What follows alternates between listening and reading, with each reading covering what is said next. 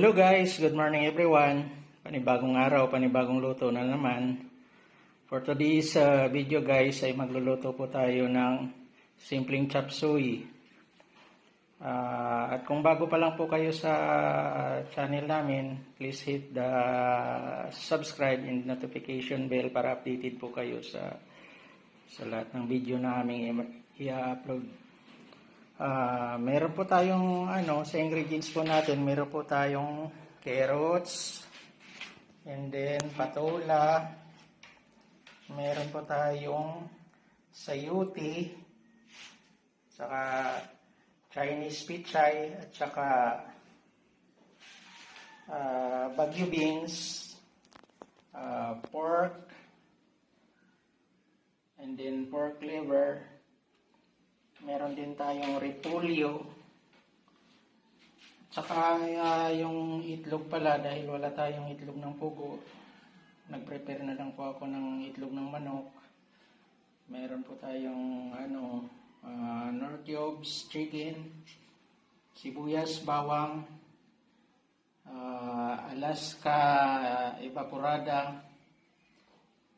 Siyempre, di mawawala yung mamasitas, nor seasoning, patis, mantika. Kung nakikita nyo, wala akong ginamit na tuyo. Ayaw ko kasing mag-itim yung gulay natin. Kaya gagamit na lang ako ng patis at saka mamasitas. So, without a further ado, simulan na natin yung pagluto. Stay tuned lang po kayo. Kaya nagpapakulo na po ako ng tubig. Paunahin muna natin lagay yung 3 itlog para habang nagluluto tayo, timing lang po na maluto yung gulay natin, luto na rin yung itlog. Ayan. Napainit ko na to itong kawali.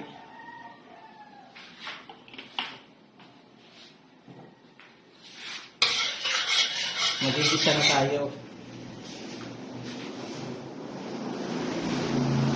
Unahin muna natin yung sibuyas. Sinachop ko pala ito ng medyo malaki. Pang chop suey style. Patayin lang natin na mag light brown. Saka isunod natin yung bawang.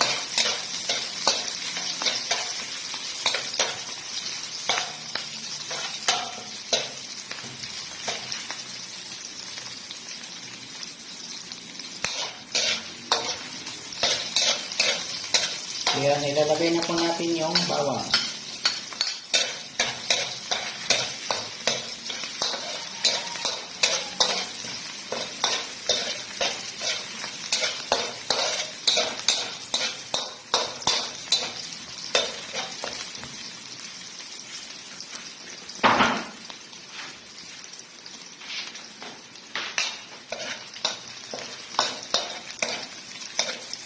Ayan, nag-light brown na siya.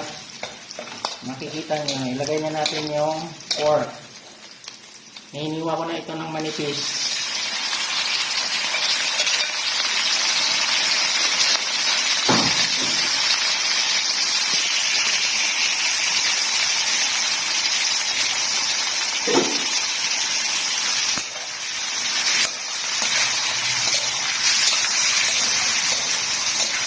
Hintayin lang natin na mag-isa at isunod natin yung pork liver.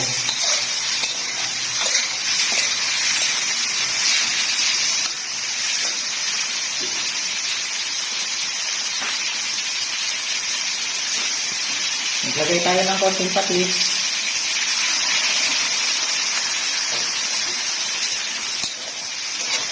Para lumasa yung karne natin. Malasak siya din sa pork natin.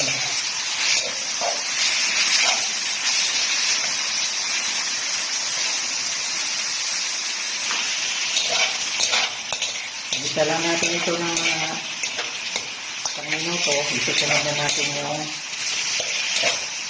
liver, pork liver.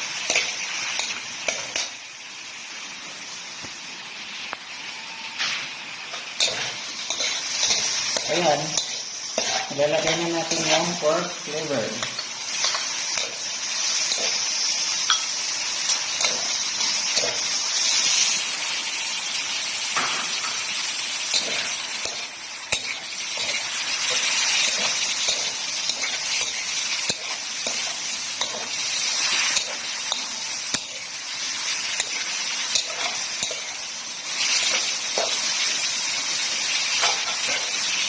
Maglagay tayo ng paminta.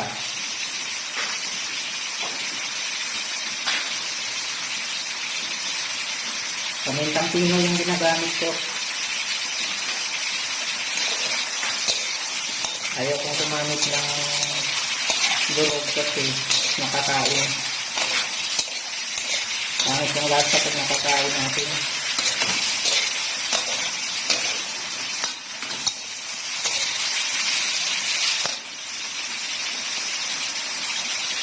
Maglagay ko tayo ng konting narcisuming. Optional lang din ito kung lagyan mo.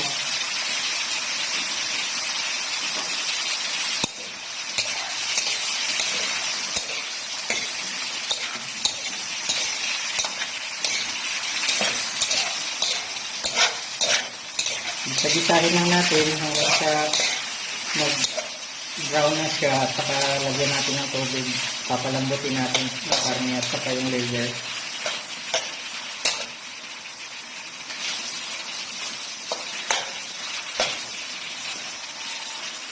Ayan po. Ilalagyan na natin ng tubig para palalambutin na natin yung karne.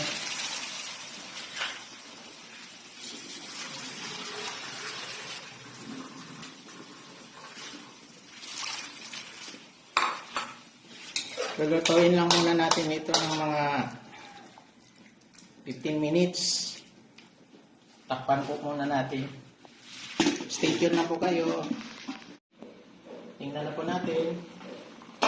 Maglagay tayo ng konting asin. Para sa ganun ay magkalasa yung karne natin. Saka maglagay din tayo ng nor pork. Ito po.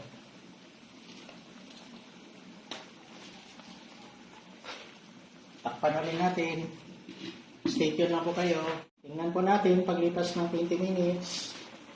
Ilalagay na po tayo ng sayote. Sinama ko na rin po yung matigas na part ng Chinese ano tawag nito? Chinese cabbage. Iano natin. Saka isabay na rin natin yung yung carrots.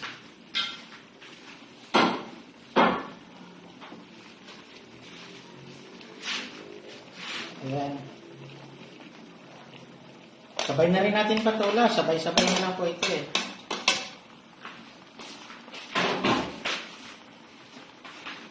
Saka yung bagyo beans, sabay na rin natin. Sama-sama yan sila maglambot. Haluin natin. Gusto ko kasi sa chapsuy yung yung medyo tuyo siya. Ayaw ko yung may sabaw. Mas masarap pag tuyo yung chapsuy. Tapos yung medyo malutong siya. Huwag yung sobrang lambot. Yung pag kinain mo crunchy siya. Yun ang masarap sa chapsuy.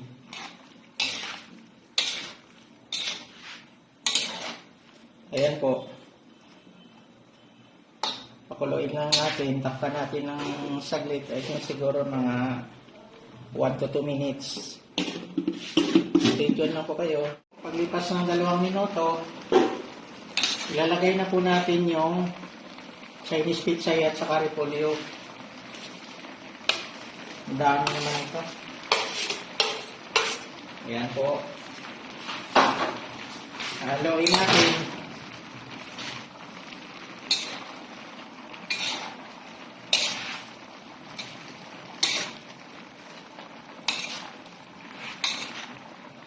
Ayan po.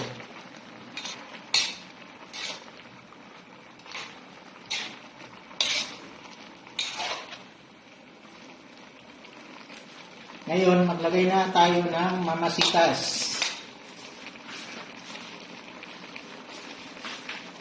Dagdag pang palasa.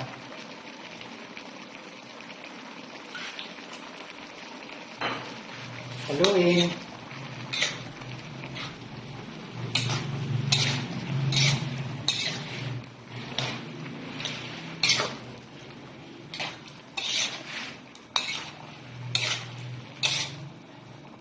Saka ilagay na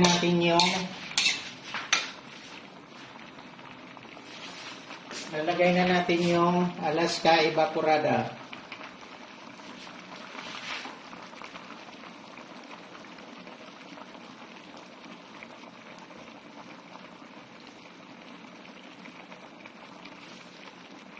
Ayan po.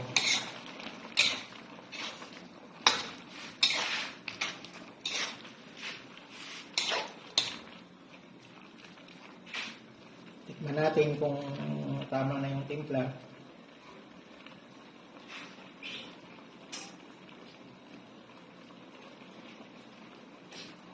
Sarap. Saka paminta.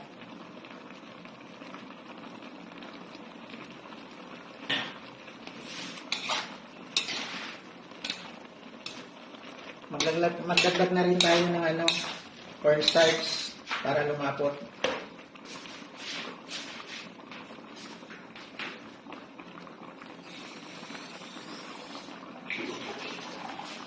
Hinaan muna natin yung apoy.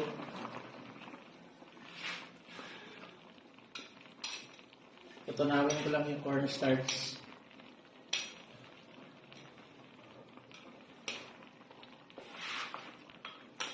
Ayan. Tunaw na natin. Maglagay po tayo. Konti lang muna para makontrol natin yung lapot.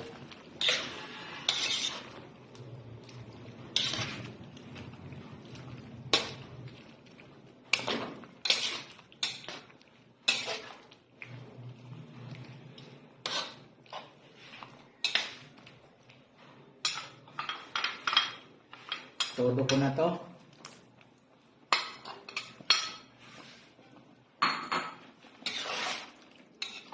Sabay halo.